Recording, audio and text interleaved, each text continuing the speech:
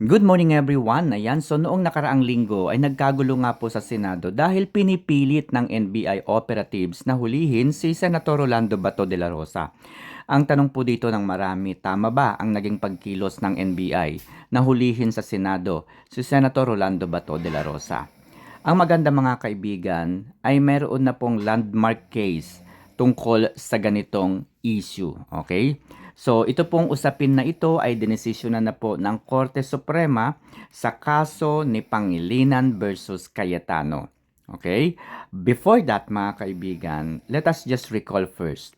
Nag-withdraw na po ang Pilipinas sa ICC noong 2019 po, no?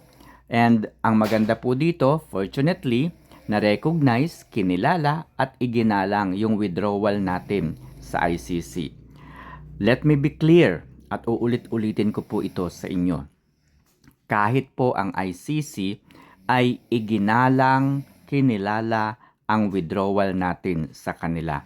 They recognize yung pagkalas po ng Pilipinas sa ICC.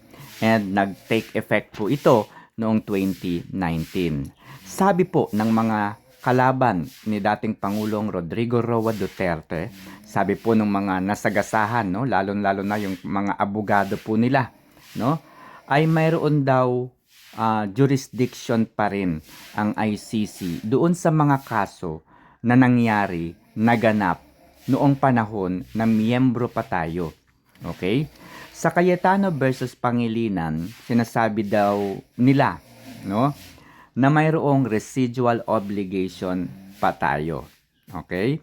Pero ang totoo nito mga kaibigan, yung residual obligation na sinasabi nila ay opinion pa lamang. Wala pa pong malinaw na direktiba, kautusan o rulings ang korte tungkol dito. Ibig sabihin, wala pang nangyaring arguments or any decision na pwede nating sabihin na totoo nga, tama nga, meron tayong residual obligation. Again, this is just an opinion pa lamang. Wala pa pong basihan dahil wala pa pong decision kung meron nga ba ito o wala. Okay? Sa kaso po kasi ni Cayetano versus Pangilinan, ang pinag-uusapan dito ay kung tama ba ang pag-withdraw o naging proseso na nangyari when we decided to withdraw from the ICC. Mayroon bang nilabag si dating Pangulong Rodrigo Roa Duterte na mga provision tungkol sa pagkalas na yan? So sa totoo lang, sabi po ng Korte Suprema, wala pong nilabag si former President Duterte. Tama po yung kanyang proseso na ginawa ng kumalas po tayo. Dahil sa marami nga pong nasagasahan si former President Rodrigo Roa Duterte, marami po talaga yung nainis sa kanya, Marami yung nagalit sa kanya, lalong-lalo na yung mga kalaban niya sa politika. Okay? So, ang ginagawa ng mga ito, they keep on sensationalizing, They keep on sensationalizing na meron pong residual obligation ang bansa. Okay? Ibig sabihin, pilit po nilang pinapaingay. Meron tayong residual obligation. Okay? And mayroon pong jurisdiction ang ICC patungkol po doon sa mga kasong nangyari noong miyembro pa tayo ng ICC. Okay? Kaya nga, tinutugis nilang hulihin si Senator Rolando Bato de la Rosa para panagutin doon sa mga kaso during the time na member pa tayo ng ICC. Ang gusto kasi nilang mangyari, kapag nahuli na si Senator Rolando Bato de la Rosa, ay ididiretso na kaagad ito sa The Hague sa ICC, gaya po ng ginawa nila kay former President Rodrigo Roa Duterte. Ginagamit po nila yung nakasulat sa Republic Act 9851, okay? So, na kapag ang kaso daw ay pinoprosecute na o iniimbestigahan na ng International Tribunal, pwede na natin daw isurrender yung tao na yun. So, ibig sabihin, gagamitin po nila o gamit po yung Republic Act 9851, huhulihin nila si Bato de la Rosa at isusurrender kaagad sa International Tribunal. Okay, ang tanong, pwede ba na isurrender nila si Senator Rolando Bato de la Rosa. Okay?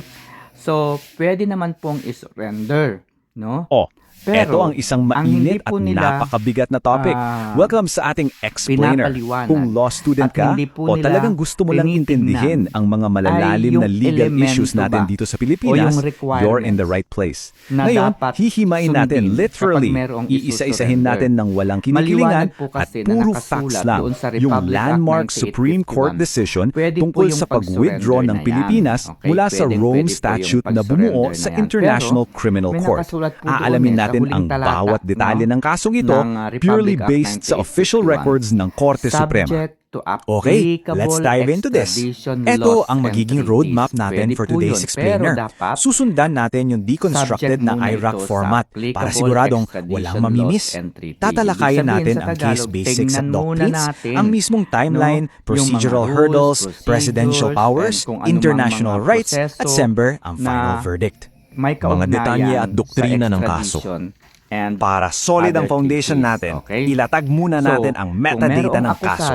Ang official title nito ay Pangilinan v. Cayetano. Konsolidado ito, meaning pinagsama-sama ang tatlong magkakaibang petisyon sa ilalim ng GR NOS 238875, 239483 at 240954. Galing ang mga petisyong ito sa 6 na senador, sa Philippine Coalition for the International Criminal Court at sa IBP.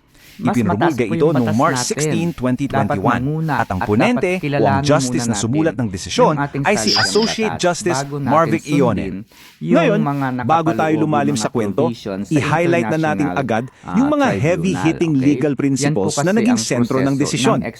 Nandyan ang mootness doctrine, yung limitasyon at saklaw ng kapangyarihan niyang Pangulo na mag-withdraw sa treaties, yung supremacy ng ating local statutes laban sa international treaties, ang mirror principle, at siyempre, yung mahigpit na requirements para masabing justiciable ang isang kaso. I-keep in mind nyo itong mga ito dahil ito yung mga constitutional mechanics na i-deconstruct natin. Sasabihin natin, Part 2, ang landas patungo sa withdrawal. Let's backtrack a bit sa timeline ha. Nagsimula ang lahat noong 1998 nung na-adapt ang Rome Statute. At take note, napaka-aktibo ng Pilipinas sa pag-draft niyan. Fast forward sa taong 2000, nilagdaan ito ni dating Pangulong Estrada. Pero heto ang isang sobrang crucial na detail na kadalasan nakakalimutan. Noong 2009, bago pa man tayo formal na naging miyembro ng ICC, nagpasa na ang Kongreso ng Republic Act No. 9851. Ito yung sarili nating batas na nagpaparusa sa mga crimes against international humanitarian law. Then finally, noong 2011, formal na nag-concur ang Senado at niratify natin ang statute. Fast forward naman tayo sa administrasyon ni Pangulong Duterte. Noong 2017, may mga inihain na reklamo sa ICC tungkol sa kampanya kontra droga. By February 2018, nag-umpisa na ang preliminary examination ang ICC prosecutor. Ano ang naging trigger nito? A month later, noong March 15, 2018, nag-anunsyo ang Pilipinas na aalis na tayo sa ICC. At the very next day, isunumite ang formal na Notice of Withdrawal sa UN. At dahil sa rules ng Rome Statute, exact 1 year ang kailangan bago ito mag-take effect. Kaya naging official ang withdrawal natin noong March 17, 2019. Part 3. Mga balakid sa proseso at mootness. So heto na ang procedural hurdle number 1. Kailangan nating itanong direkta. Justiciable ba ang mga consolidated petitions na ito? In simple terms, nasa posisyon ba ang Korte Suprema para makialam at maglabas ng desisyon sa gulo na ito? O masyado na bang huli ang lahat? Dito idiniin ng Korte ang mootness doctrine. Basically, kapag sinabi nating moot, ibig sabihin may mga events nang nangyari na nag-alis doon sa mismong actual na kontrobersya.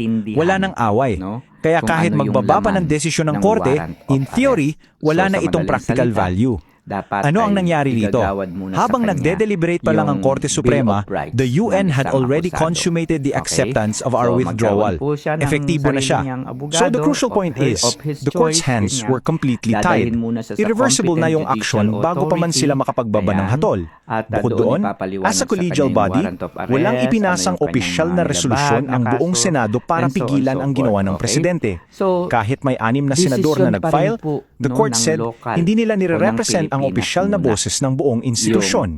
At para naman sa PCICA at IBP, sinabi ng Korte na hindi nila napatunayang mayroon silang natamong direct or specific injury sa pag-alis natin sa ICC.